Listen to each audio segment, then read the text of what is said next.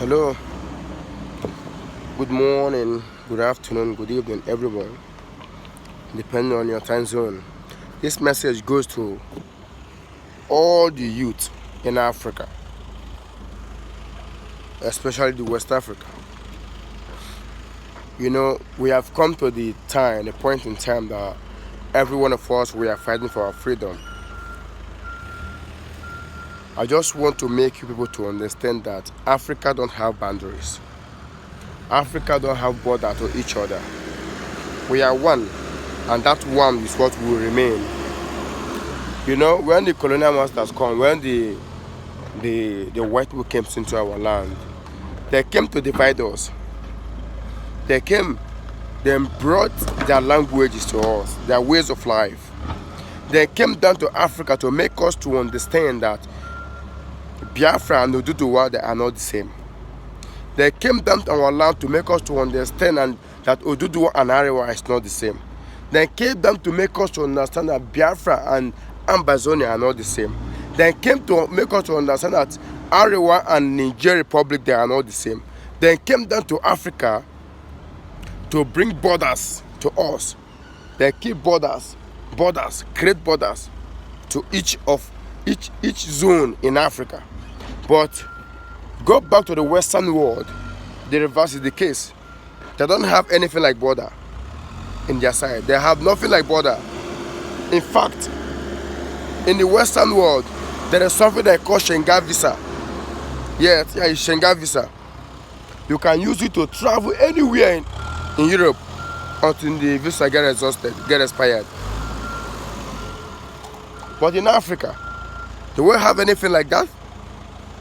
Do we have anything like that? No, the reverse is the case. Go back to the Western world. They have metro.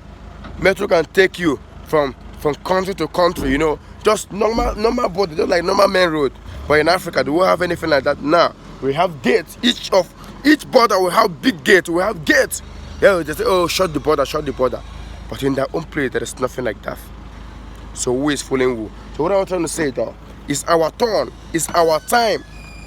It is our time to get our continent back, because we cannot come from the region whereby we are the richest continent in the world and we still remain the poorest country in the world. It's not possible. We can't be rich and be poor at the same time. Something is wrong somewhere. That is why I've taken it upon myself to come to let the people know that as the youth of Africa, this 21st century, this generation, any country that's going to stand up against Niger Republic or Mali or Burkina Faso, that country is against the progress of this generation of Africa. Let the youth support any single thing that's going to make Africa liberate. Anything at all that's going to make us live a normal life like the Western world. Because on a normal, if Muhammad Gaddafi survived and succeeded by doing what he has in mind in Africa, Africa continent will be the world power, and Africa will keep on ruling, keep on being the world power till this world end. You understand? Because we control the 50% of the mineral resources of the whole world. No one else do. We do. You understand?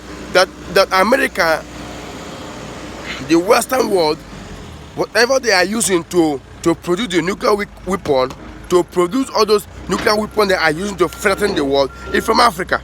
But do Africa have anywhere to produce their nuclear weapon? No. They came down to our land, then took that which belongs to us, then take it to their country and manufacture it and bring it back to us. What happened? They then built the refinery, or they then built every single thing to be refined in Africa and sent to their country. What happened? During the World War II,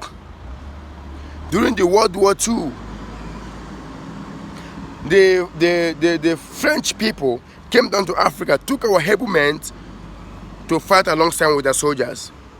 Then after the World War, what happened?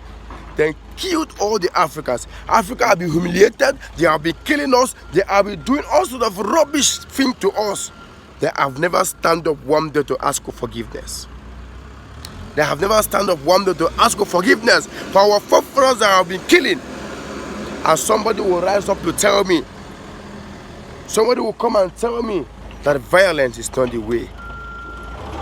How can we go and be dialoguing with people that killed and murdered our ancestors How can we go to dialogue with the same people that keep on stealing our minerals, stealing our resources? How can we go to make peace with people that we getting visa to their countries like getting visa to heaven? How can we go to and make peace with people that came, steal, kill, rape, dehumanize, call us less than women, 3 feet of a man? You say we should go and make peace with them.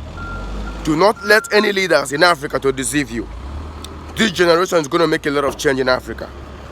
This generation is going to make a lot of change in Africa. Freedom is coming. This is not a matter of protest or any other thing. This is revolution is coming. We must be free. And nothing more. We must be free. All we are asking for is the betterment of our children. That is the reason why they have to bring religion into Africa. The only book that was translated into African language is the Bible. They made us to understand that we gotta leave everything for God. But while they are producing nuclear weapons, producing bombs, producing every single thing to fight and defend the atrocity they have committed against Africans. But I thank God for this generation. You know what I have to say before I end this video? Most of all that is fighting for Africa to be free today, most of us, we are the one that they killed during the slave trade.